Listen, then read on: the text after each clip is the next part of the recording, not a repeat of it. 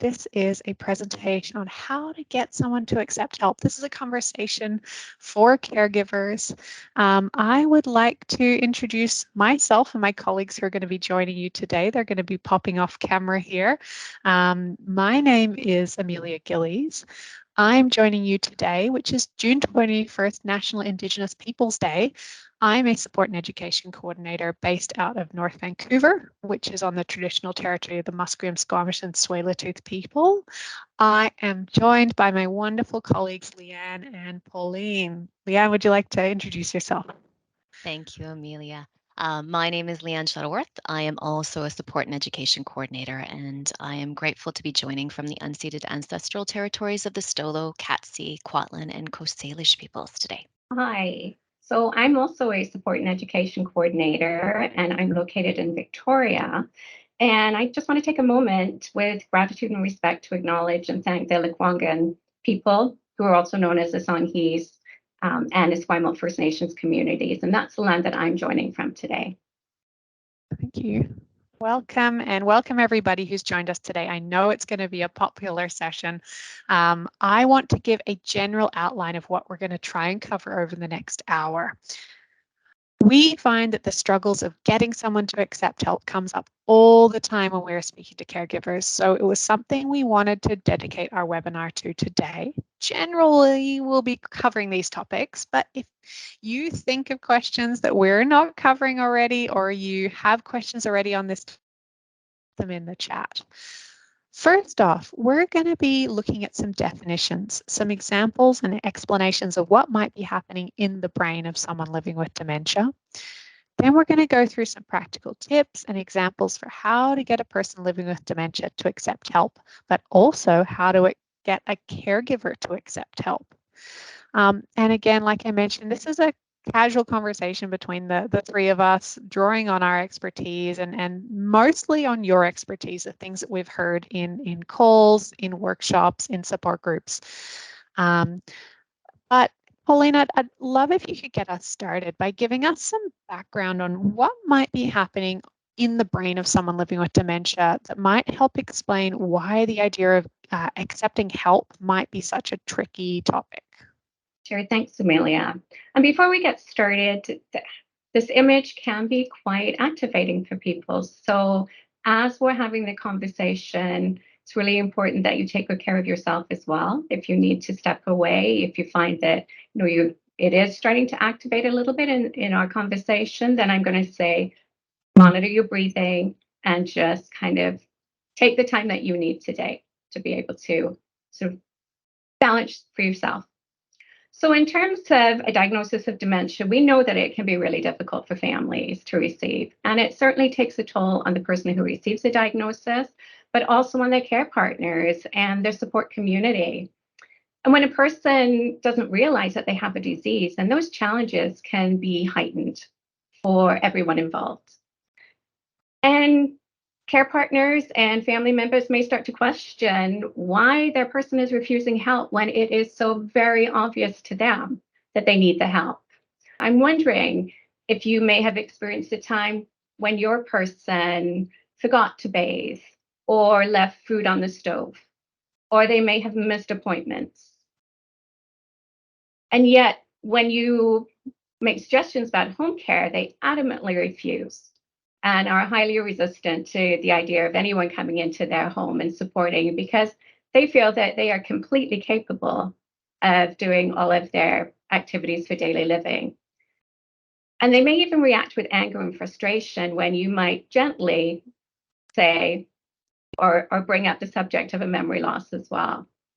So I'm wondering if any of you have had that experience. What I found when I was looking sort of at these terms, because we have our own jargon, dementia has its own jargon. So when we were looking at the term anosognosia, what I found was that it really is quite difficult to define. And what it is, it's used to describe when a person presents with a lack of awareness about having dementia.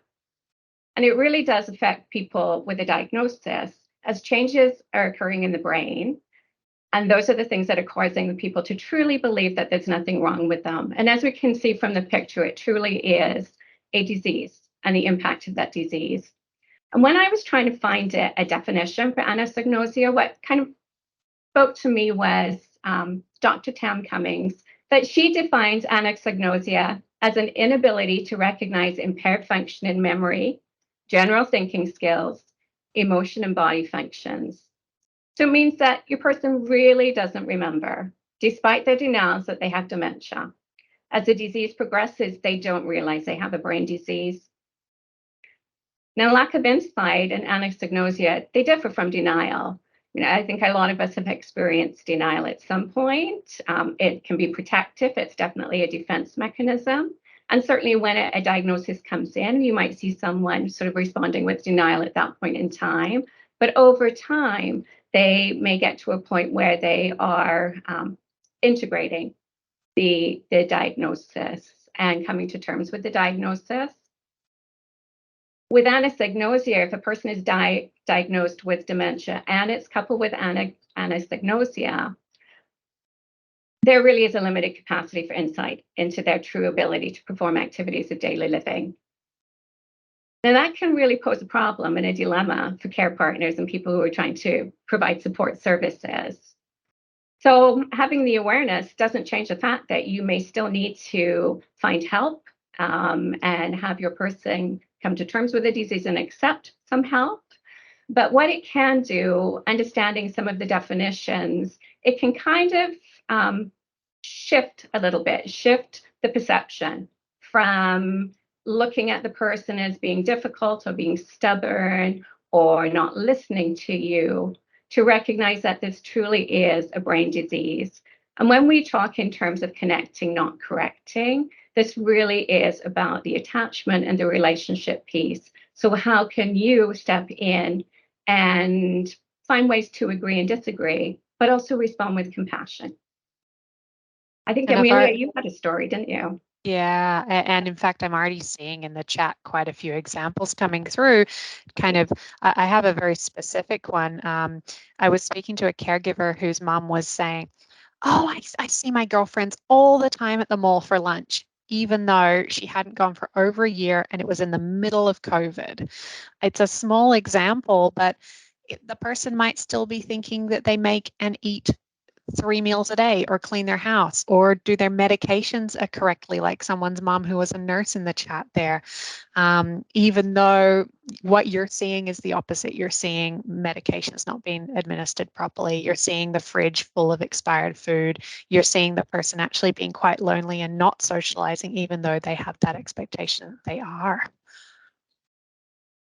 And that's so true, but that over expectation of abilities can also translate to that of care partners too.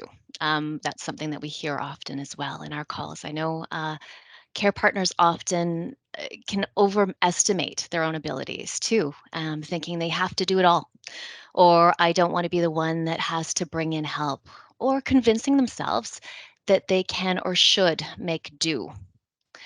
There's also sometimes when caregivers get into a daily rhythm of filling in those gaps for the person living with dementia and doing more and more and more of those household chores. And it often takes that outside voice, maybe an adult child coming in and saying, "Wow, mom, look at all the things that you're taking on now around the house." Um, and I've heard the care partners actually note too that they needed that. They needed to hear that. And they changed their mantra now, saying, "I can't do everything all the time without a break." But it's how do you know when you need that help? Um, there are stages of dementia. We often talk about them in 3 stages. Dementia is a progressive disease that will get worse over time. And because it will get worse over time, those things, the need for help will also change. Generally, as you can see on this slide, there are 3 defined stages. There's the early, middle, and late. But how they are experienced is different for everyone. And when they are experienced is different for everyone as well. We have a saying in the society, if you've met one person with dementia, you've met one person with dementia. And that really does highlight the fact that it is so individualized. And because it is so individualized, the supports need to also be individualized and acknowledge personhood. One of the things that we really encourage is people thinking about that personal planning piece. And in our helpful resources, you will see that that is something that we've highlighted as well. Having those early conversations can really alleviate some of the stress and give you a framework for those future decisions. Again, it's hard to have those conversations, but it's also hard to grapple with the idea of what they would want or what they wouldn't want. And the idea sometimes that we hear is that they would never want that. But as people's abilities change, so do their needs. And with no defined timeline for the progression, it's often important that we as care partners be almost of two minds. So, thinking about what's doable in the present, as well as acknowledging the what ifs of the future. So, keeping home care and keeping everybody at home right now, but also looking at alternative living options in the future, possibly too. Maintaining that quality of life is an important aspect of for the person living with the disease as well as for those who are caring for them. And it often takes a shift in our perspective and adjustments to meet the person where they're at. But it can be really hard to see those changes and what kinds of supports are needed when you are personally involved and engaged in much of the day to day. So I want to turn to Amelia to offer some considerations for approaches. Well, what I'd love to do is turn the slideshow off so that you can see our faces and we can dive into some practical tips around how to support someone who just doesn't want help. And I've already seen lots of examples in the chat, both when the person living with dementia doesn't want to accept help, but also when the care partner is refusing help. So please bear with us because we're going to come back to that a little bit later on about the care partners. But I want to dive into some of those practical tips. Setting yourself up for success often requires a reframing of how or even if you raise the idea of helping someone with dementia or getting help in the home. It's sometimes about starting to do things for and not with the person living with dementia. But if your spidey senses are tingling, you can still be person-centered and honor the person's individuality, their rights, their safety while you're doing this. So you're noticing the person needs more and more help, but they're resistant to it. For all the reasons mentioned by Leanne and Pauline, it's resulting in conflict. Now you need to shift and begin to figure out things in the background for them. There are a couple of questions to ask yourself, and you might want to write some of these down, or if you're scrambling for a pen and paper, come back to this video later because we will have a recording available. So some of these questions to ask yourself.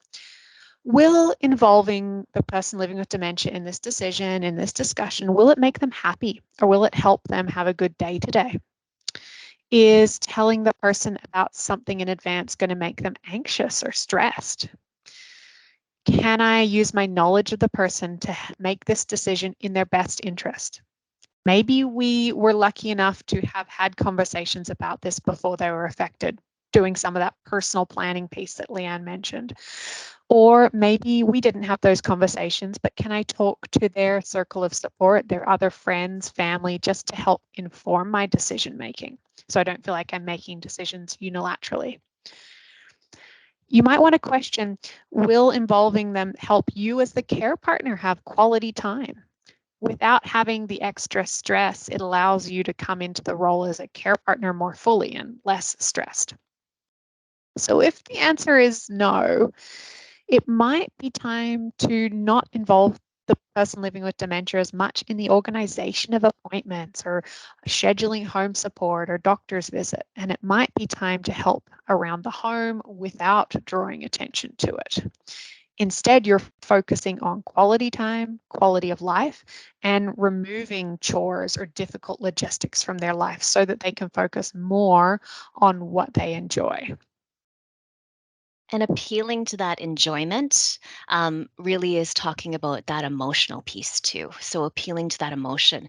And we talk about something called therapeutic fibbing, or it's also known as the emotional truth, something we suggest to actually support each other. And it's appealing to their emotional needs with the help of others too. So you can explain that an appointment is for you as well, maybe. I noticed in the chat too that exaggerating it can make you feel uncomfortable. But the reason behind why you're doing it is not to trick them, it's to actually connect with them too. So reminding them that, again, using somebody else's help too, enlisting the doctor's help by making a prescription for those home care or other services. That can be something tangible that you can use as well too. Getting your friends to have those regular visit times or those shared appointment times that they need to take you with them to. Again, trying to look at ways that may lessen their resistance and heighten their acceptance based on what you know about them is really important. And then I think, Amelia, you really started to touch on when you tell the person about decisions. So what I've often heard from people is, they mention a doctor's appointment that's coming up, but they might mention it a week in advance. And for the entire week, they're getting calls or their person is trying to connect with them to find out when the appointment is. Do they need to get ready? And really start to show sort of signs of worry and some anxiety around that, and some distress. So it really is like, when is the time for you to be able to make that decision to talk to someone about what might be coming up? So how do you break the news gently? How do you plant the seed of an upcoming change? And has it been working for you? Or do you intentionally delay telling them right up until the day of the appointment? I think I've got a good example of that, planting the seed, actually, Pauline, and when it might not work very well. I had a client who was trying to tell his mum, who the mum had dementia, that it was time to get help in the home. It was obvious from all the indicators that we've already spoke about. The client would mention it at every visit or on the phone calls, but rather than helping it sink in for mum, it would result in conflict every time. Why do I need this? I'm managing fine on my own. You're able to help me anyways. I don't want to pay for it. It's too expensive. All the things that we've probably already heard about in the chat. Or they would have this amazing moment of agreement where mum would recognize that she did need some help and the son would feel like he'd made some progress. And then maybe he'd go behind the scenes and start organizing things with the home support agency. But the next time he mentioned it, it was like starting the conversation for the first time, where again, mum was surprised and strongly objected to having help. I wonder if this is familiar to folks listening, because for some people living with dementia, their brain does not let information like this sink in. They don't realize they need help, and using logic isn't going to help. And slowly introducing things or planting the seed might not help either, which is not a great place to leave it, Pauline. So I feel like you've got some better tips. Well, and part of it too is, now what? So the person, you've been able to set up some supports, you've been able to get your person on board, but now what? They've arrived at their home. So how can you structure that for success? So it's a win-win for both of you. How do you lower that barrier, right? Some people, from what I've heard, some people feel quite strongly about having a home care person come into their home. So sometimes people will change the language and they'll say things like, oh, there's a friend who's going to stop by, and they're just going to drop him for tea and help out around the home. So they could be using. There's someone there in the chat who said it was a personal assistant. I like that. Excellent. Yeah. I need a personal assistant in my life. I think you do have to get creative at times, right? And I think that's what I hear quite frequently, is how creative people are being in trying to get the help and the support for their family members or the persons that they're supporting.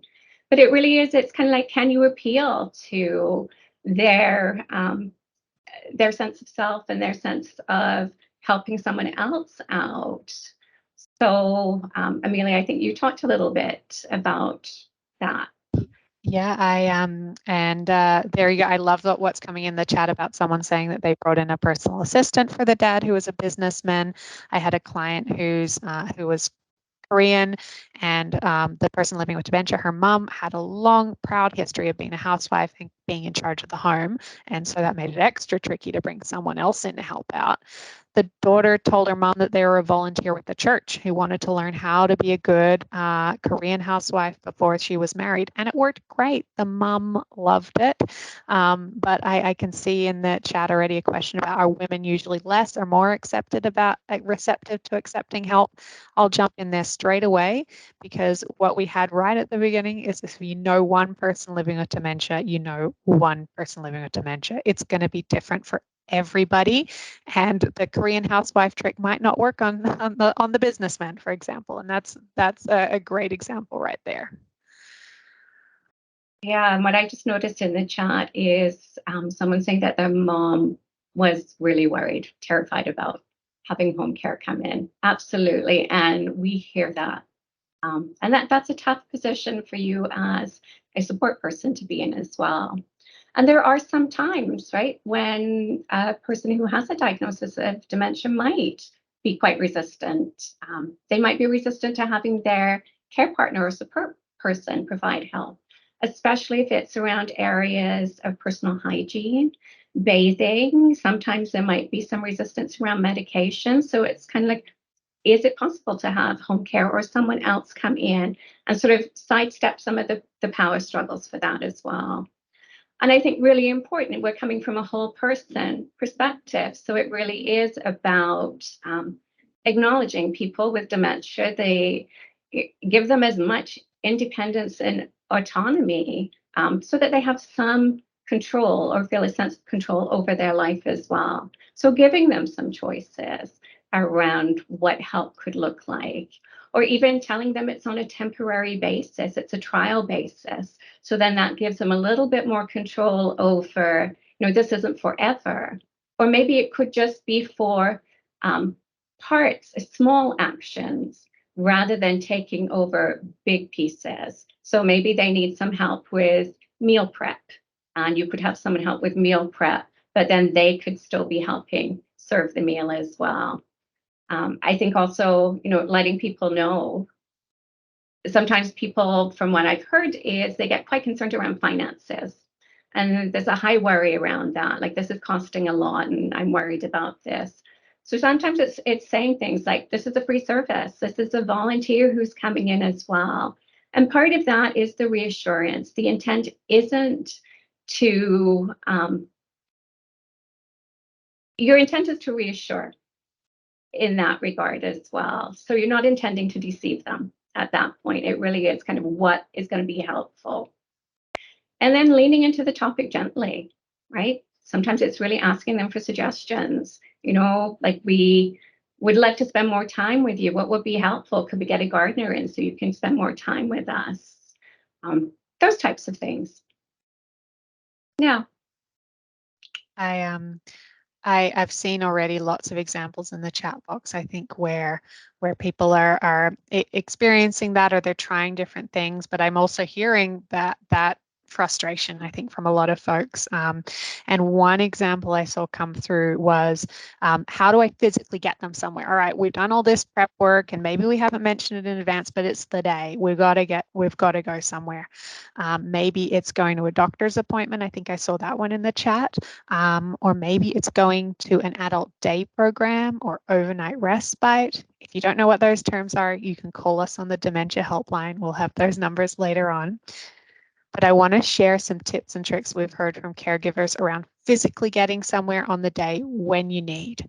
And I'd also like to hear in the chat if you have things that you do or you say in these situations, because then we'll add it to the next time we have this conversation, and it's very, very helpful to hear. So you're on the day, you need to get somewhere, how to get them out the door, how to get them to that doctor's appointment. Quite often, one technique people use is using others as the excuse for going somewhere. Oh, the doctor called and they've got an appointment that opened up today. We've just got to pop in quickly before we do this or that. You're doing me a favor. We're doing this together. You're appealing to their instinct really to do it for another person. You could also use those innate fears of closing times that we all have. Maybe the bank is closing, so we've got to go somewhere before it closes. Or I just want to go early and avoid the wait times or avoid a line. So if we go now, it's just going to be easy and then we'll go somewhere else. Maybe if it's someone going into an adult day program or an overnight respite, I've heard really good examples of appealing to people's strengths. You know, they're singing today. Today's the music day, and they want you there as you're one of the strongest singers. Everyone needs a purpose and a meaning, and you encouraging them to be there to help others might be what gets them through the door. And getting the care team on board so that they can also reinforce that and have continuity. But knowing as well, you might be have thought, oh my gosh, here we go. We got all the way to get to this adult day program. He's going to be there for every Friday for the next however long. You don't need to tell the person that. That's a lot of information. It's just a trial. We're just going today. We're just going to give it a go. That sort of language is a lot more helpful than helping explain the whole context around everything and why they're there. And lastly, if you're doing something that works, and hopefully I can see the chat and vroom going up before my eyes, so I can tell the stuff happening in the chat. And what you're doing here is a great example. Sharing what works. Share what works with other family members, with other people involved in their care, so that next time they have an appointment, which they will, you know what worked and you know what didn't work.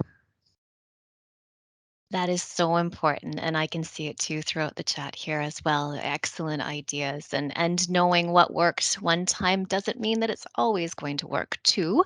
So just allow yourself that flexibility. But we also want to recognize that there is a difference between supporting somebody who you're living with versus a person who's living with dementia, living alone. So even those kinds of considerations we have to be cognizant of. So when living together, you can help with preparations, you can open the door to care, you're able to assist. When living alone, it's easier for a person living with dementia to refuse services or to just not do what you're asking them to do too.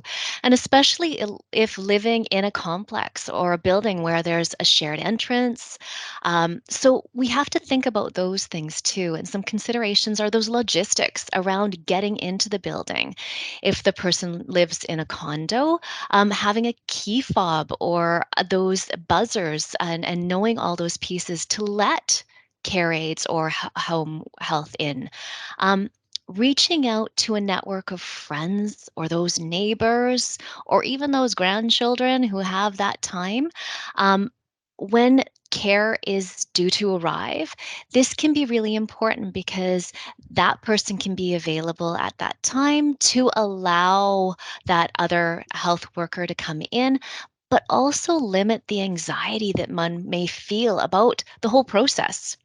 And having that familiar face can be really important to, again, lowering that anxiety.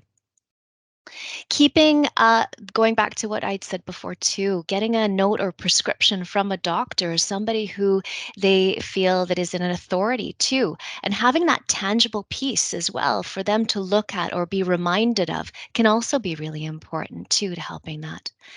And what was also stated by both Amelia and Pauline is the idea of that ongoing communication.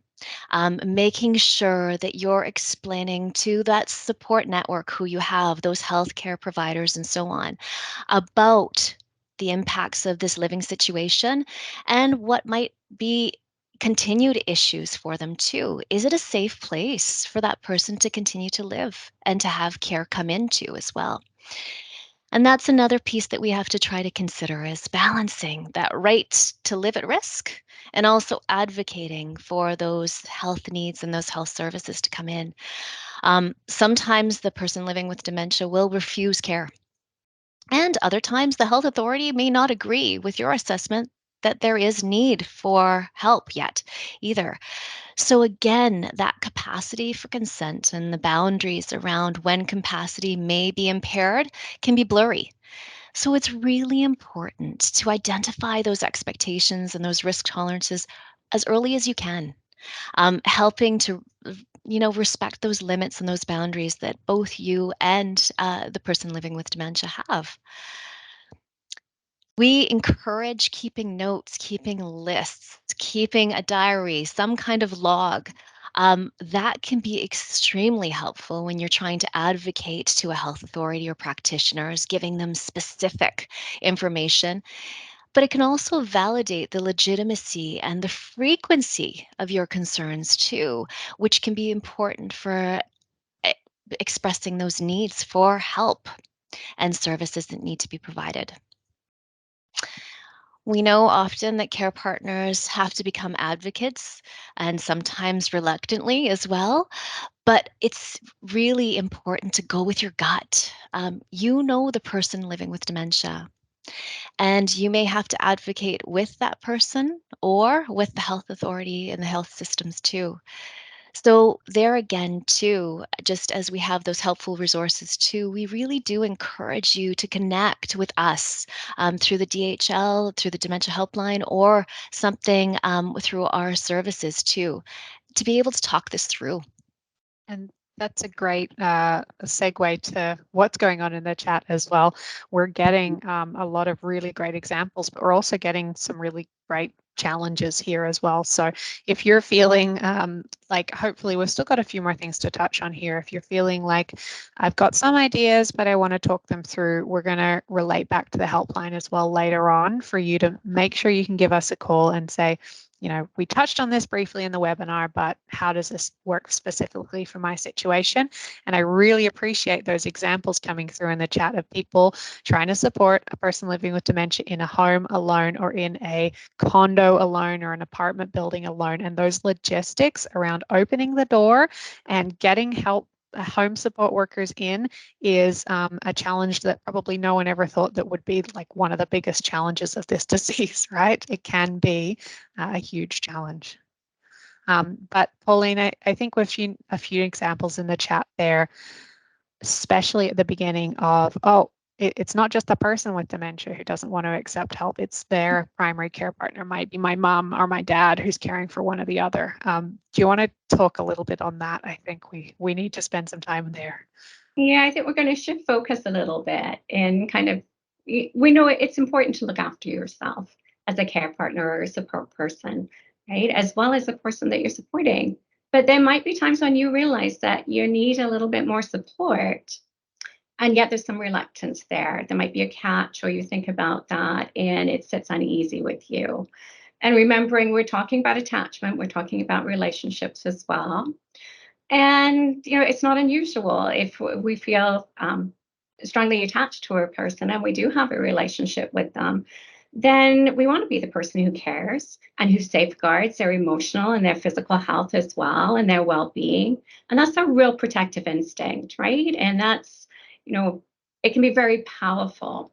And as a care partner, you might feel a really strong sense of connection.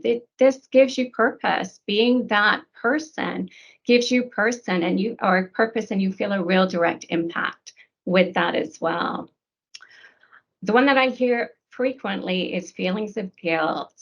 And I think guilt walks hand in hand with a diagnosis and sort of on that journey as well. But those feelings of guilt, they can emerge throughout. And sometimes I think we're our own worst critic. We have that voice in our head. We could have, why didn't we? And it really is kind of managing some of those expectations. Is there an expectation that you have that you are personally there to meet all the needs? And if you cannot meet all the needs, then is there guilt that walks along with that if you don't do everything? And part of that is recognizing you were invested in this person and you're invested in their health and happiness as well. So when we talk about, you show up, compassion is the reason you show up. I'm also going to talk a little bit about self-compassion and having a little bit of that for yourself at times too. This isn't easy. Worry about the quality of care. Absolutely. When you're looking and outsourcing, that can be a difficult place to be. You worry about the quality of care provided by professionals. There's fear that they may not be able to assist in the way that you would like them to assist. You worry that something might happen if you're not there. Concerned that they might not be able to care for your person in the way that you would. And some of us are private people. Sometimes there's a worry about opening up your home to someone else, right? You just kind of, this is your space, and if it's your safe space, that can be a difficult place to go as well. So part of it is as you navigate your care partner journey or your support person journey, it really is about not forgetting about yourself and the resources that are available to you. We know it's challenging, but sometimes if you actually open up to some of those possibilities of help, it can be a step towards setting healthy boundaries and self-care. And one of the things that you could do, if you're unsure, you call the DHL, the Dementia Helpline. Someone is on the warm body on the other end to talk through the situation with you. So I'm wondering if you've come across, some reluctance for yourself or some hesitation about accessing help and what you did, right? How did you learn to accept help and how were you proactive around that? I wonder if you kind of thought about what you might really need, right? And ask specifically, you might have an idea, you've got this all in hand, but boy, it would be nice to be able to go out and have a coffee with a friend. Could you get someone to come in and provide some respite or some companionship? Would that be helpful? There might be certain tasks around the yard. Some people are gardeners, some of us are not. Could you get help with the gardening so it gives you more time to do something, engage in some self-care or hobbies, things that you like to explore as well? What about your circle of support? A lot of people choose to engage informal supports. So not just going to the professionals, it really is looking at what's available in the community, what volunteer services, like some people will choose a companion through Better at Homes, but what volunteer services might be there, or who in your immediate circle as well, some friends who might be able to kind of help out and support. And sometimes it's recognizing that there are times when you might need a professional to step in. There is a little bit of a separation in terms of the attachment piece there, and the relationship is quite different. And they're not always coming, there isn't the same emotional attachment there. So sometimes having a professional step in, you create an alliance. That's not a sign of failure or a sign that you're not caring. It's actually the opposite. It takes a huge amount of courage to ask for help. And it's a sign that you really are doing what needs to be done. And I like there's been examples coming through in the chat, and I think that there was an example earlier on that was I really felt for that person who had shared that they'd had their mom, I think, in overnight respite, and she called the brother saying, "Oh, help," and the brother brought her home in the middle of the night. And that's a great example of those times when you're like, no, I'm gonna take steps. I'm going to be proactive. I'm going to look after myself. They're going to go into get some more care, and then it doesn't go to plan. And I think we hear time and time again that this is you're never going to get this perfect. You're never going to get this right. There isn't going to be a point in which you feel like, yes, I am the perfect caregiver today, and that comes into that endless cycle of trying to be patient, getting frustrated, like Danielle shared in the chat, and then feeling guilty, right? I wanted to jump though through, because I think we've covered a lot of ideas, and I want to make sure we kind of recap some of the key ideas, because I know at the beginning some people were saying, quick, slow down, I need to write this down. Leanne, do you kind of want to take us through some of the main points that we've covered today, so we make sure we really round this out? Thank you. Yeah. So the idea again too is that you are working with somebody who is experiencing a disease, and dementia is a progressive disease, and it's going to affect their memories, their behaviors, their physical abilities, characteristics, and the capacity for making those decisions. And with that comes a shift from doing many things with them to doing many things for them. And there is no one way that dementia is experienced or progresses, and therefore there is no one way to work with somebody through this too. There's no timelines, nor flags, nor prescribed ways of how these role adjustments should be done. But again, that idea, if you can, that early planning to alleviate some of that guesswork can be really important in the care partnering, helping to guide those choices for not only the present, but for the future. And those can define limitations and parameters for both of those involved, for all of those involved, and help to make better or more comfortable decisions. Again, we can so appreciate how difficult these conversations and this planning can be, especially when you can never fully be prepared for something that is unknown. So I go back to what we have in our helpful resources too. We have some great resources with regards to that personal planning piece and things to think about, checklists and so on, to help with guiding you through that too. It's really important to recognize too that with those changing needs from the person living with dementia, there's also those changing needs of you as a care partner too. And enlisting some specific help, and if you can, specific help again to look to those people in your circle who can maybe take a piece, not the whole, but a piece of something from you. So your doctors, your family, friends, those community organizations that can create that wider circle of support and allow you to help alongside your person living with dementia. Often we can overlook the fact that different care can still be good care. And that's a really important point to remind ourselves of. And having opportunities to discuss approaches and be aware of those options that might not have been known to you too can be integral to getting and maintaining those meaningful supports too. So again, if you can, remind yourself too that you're an integral part of a care team in this too, and try not to be afraid to ask questions and get clarity. But also be flexible in your own approach and your way of trying things out as well. Just as you've noted throughout this chat too, you do know your people well and you can appeal to them according to those characteristics of how you know them.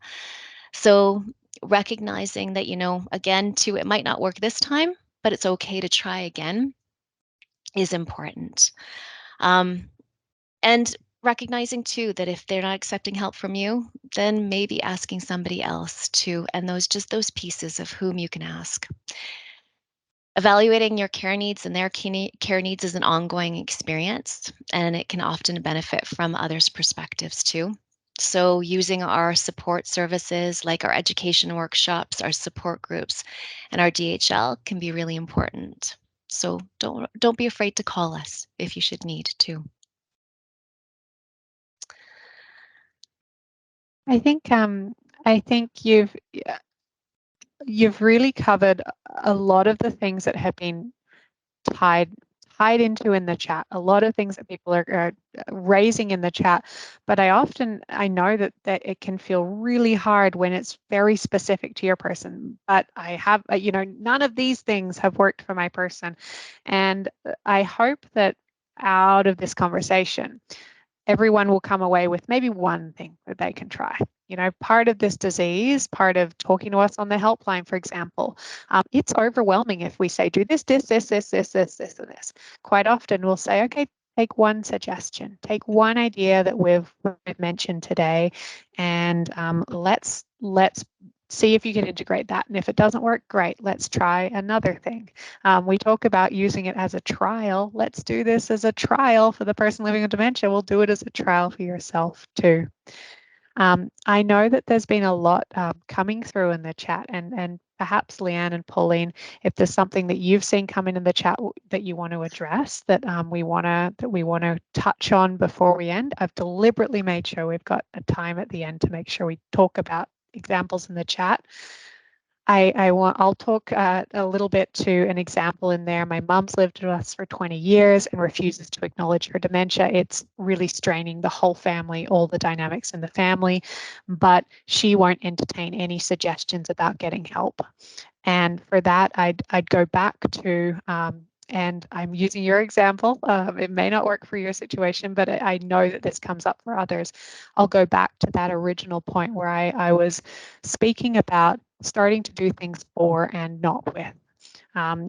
Sounds like you've probably had lots of frustrating conversations around should we get help in, or what if they helped with this, or what if we did that, and the person sounds like it's a no-go zone, because that's the logical, theoretical side of their brain isn't working correctly, isn't helping them see where they might need help. I don't know, Leanne, if you have any other suggestions for that particular situation. It's one of those things too, again, just like you said, you have to kind of balance or weigh it too. You've tried all these things and you've noted that there's strain, not just on the person living with dementia, but on the whole family. So there is that idea that we do have that interdependence and that duty to each other. So really kind of looking at it from that perspective too. Of trying to find that, okay, this is affecting us negatively in the whole of things. How can we do something that's a little bit more positive? And maybe that is, not having that conversation, but just bringing somebody in and giving it a try in a different way too. Difficult though. Difficult. Care agencies are used to this. You're, unfortunately, as you've seen in the chat, you're not the only one experiencing people having difficulty accepting help. So care agencies should be good ones, and home Vancouver Coastal Health, or your health authority, I've got my Vancouver hat on, your health authority should be used to this. And you're stepping into the role as the advocate and saying, look, we're going to try this. You're telling the staff, we're going to try this, and let's give it a go today. And then let's see what worked and what didn't work. Pauline, I wonder if anything in the chat stood out to you that you want to highlight before we wrap up here. Yeah, there's a few. And this one kind of hits home as well. Someone who's talking about their sister who refuses to go to the doctor. Right? So they might be sensing something's going on, but refusing to go to the doctor. And for me, it's always, I wonder what fear is going on there, right? What is that fear of the unknown, fear of what the possibilities may be as well. And sometimes it really is about, not looking at sort of the doctor per se, but really about stepping into the emotion. What's behind that action? Sort of the hitting the wall, I'm not going. And what I've heard from some people in groups or people that I'm chatting with is sometimes they'll look at sort of lowering the bar a little bit, and we'll maybe start with a nurse practitioner, or they'll frame it as, we're just going for an overall wellness check, just to kind of change the way that the wording and the language. I think there's still a lot of stigma, and we know that in terms of the words that are used in the dementia field as well. So it's kind of, how do we reduce that, and how do you sort of support your sister in just going for a wellness check? It's a real tricky one, right? Because again, it's you want them to have autonomy, sense of control, and yet you're noticing some changes. So it's a real tricky one. Yeah. Those aspects too of just, again, that trying to balance that autonomy, but also being cognizant of trying to help too and being caring. That's so difficult, and that's one of the things that we talk to, and I noticed in the chat as well. About the considering safety issues too. If we're looking at something like I've heard many times from care partners where they do the so what test, basically, is what we ask ourselves. So running through issues, okay, For instance, they may not keep their house as tidy as they used to before, but is it a safety risk? Well, if it's a hoarding situation, that could be a safety risk. Whereas if it's just not as tidy as it was before, then is that really an issue that you should be concerned about or not? Is it just that agitates you when you visit and you want to clean up and tidy up, and then that creates an argument and creates an issue where if I just don't make an issue of it, it doesn't seem to bother them, I can modify that too. So again, kind of identifying those tolerances and that right to live in risk, but also that importance of limiting that risk too. And again, I go back to our resources that we have too. That can give you some good insights too to use and identify and use checklists and so on. So you can identify those and see what those concerns are. And then again, clearly advocate for the particular services and things that you can need. Something earlier in the chat, I had someone said that their brother-in-law tells me he's overwhelmed by my sister, who I'm assuming is the person living with dementia, and refuses to get help for himself, and I find it frustrating. Absolutely, and I think this is something that we often hear is where the care partner is really stressed, they're overwhelmed, they're sharing it with you, and you say, why don't you do this, this, and this, and oh, yep, and then it doesn't happen, right? We have in the helpful resources document a lot of links to our webinars, and we've mentioned a few other recordings already in the chat, and that'll be up soon. We'll put up a slideshow at the end. A short link for that is alzbc.org/on-demand. That will take you to our whole recording of all, basically we've covered every topic related to dementia by now. And what can really help in this instant is you educating yourself on some of the supports that are available, some of the things that can be put in place to help alleviate some of that stress. It can be, sometimes people need to hear, okay, here's a really practical thing that you can do, and I've even got the phone number, or I've even called them and they're going to come in on Tuesday. Why don't we give it a go? Sometimes that's what needs to happen. You're going to have to evaluate that relationship with the other caregiver. Obviously, you don't want to book in someone to randomly turn up if they're not comfortable with it. But sometimes you've got to take, when someone's stress load is like all the way up here, if you're also adding on top of that another phone number for them to call and another agency for them to get in touch with, it's all too much. So if yours is maybe a little bit lower because you're not living with the person all the time, maybe you are in place to do some of that education for yourself. Call the helpline, get a few tips and tricks for specific services in your region. And then we can also talk through the person living with dementia and why they may be reluctant to accept help as well. I would love to see if we can transition to, we have some slides with some examples of our programs. We might have that come up on the screen soon. Pauline, I'm wondering, is there anything else in the chat that you wanted to draw attention to before we finish? I think someone's talking about mom who's been newly diagnosed, denial, but has very high anxiety and depression. And I think it's really important, there's a real clear distinction. I think it's important that we recognize that people who are diagnosed with dementia can also experience depression and anxiety. And sometimes I've seen it rolled into one, right? Because they have dementia, they're going to be depressed. But it really is about, you know your mom best, and sort of getting that checked out as well, kind of checking in with the healthcare professional just to kind of see what is going on for mom. Newly diagnosed, absolutely. We talked a little bit about denial, as it can be protective. It's a defense mechanism. It takes time for a diagnosis to land, and absolutely fear of the unknown and fear of the future as well. There's some grief that walks along with this as well. But as I said, you know your mom best, and if you're concerned, it really is, I would encourage a check-in with the healthcare professional just to make sure mom's doing okay. Yeah. I really like that point, because it is an important point. When someone's day is being dominated by anxiety, when this is a real change for them, it is important to check in with a healthcare provider about whether medication can make a difference here, because we do hear from caregivers where it does make a difference.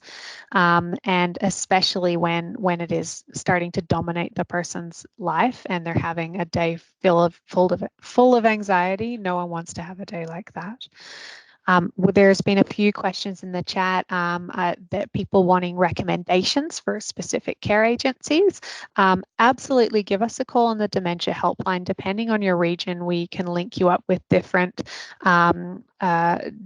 examples or different resources that we have in your region. I also often recommend senior centres. Senior centres across BC often have really good lists of either they'll have a seniors directory or lists of care agencies in your region. There's also the BC government Route 65 or Route 65. I'm not sure how we say it here. Route65.ca is a great resource where you can type in what type of care for seniors you're looking for and what region of BC you're in, and then it will come up with a kind of like a Yellow Pages or a White Pages directory of some examples. It's a lot more easier than searching through Google and all the ads and trying to find what's actually correct. And Laurie has popped that in the chat. Thank you. The system's working. As we finish up, I do want to draw attention to a few things that we've been talking about. The dementia helpline, it's there on the screen, 1-800-936-6033. Please do give them a call. If you call right after the webinar, they're probably going to be shocked at how many people we've sent their way. So be aware that it is open 9 a.m. till 8 p.m. on weekdays. There's other ways to stay connected. There's other ways to learn a whole bunch of the information that we covered today. We just talked about behavior briefly, or we just talked about accessing services or long-term care. This is a place to get more information for that. And quite often the starting point is calling the dementia helpline. I would love if you could help us by filling out the survey about today's webinar. Our surveys help us develop programs like this, helped us come up with this topic, for example. So we're going to pop that survey in the chat soon, and that will be an opportunity, or maybe we weren't. We're having some issues with the screen today, but we'll pop that survey link in the chat. If you could please complete it, because it'll just take 2 or 3 minutes, and it really helps us know what you want to hear more of and develop our next webinars and know what we're doing right and know what we can improve as well. Pauline, Leanne, anything else you'd like to add as we finish up today? Just thank you for spending the time with us. And sometimes these kinds of opportunities can be those conversation starters to bridge that difficult conversation start, basically, too. So thanks. For me, it really is sort of the pearls of wisdom that come in through the chat box as well, right? So as we're kind of scrolling down there, and I just saw one that says, I started realizing that therapeutic fibbing, love that word, just naturally started to occur. So it's kind of like, you never know what's going to spark and how we can learn from each other. It's community, right? And it's bringing together community, which is so important. Thank you for joining. Thank you so much, everybody.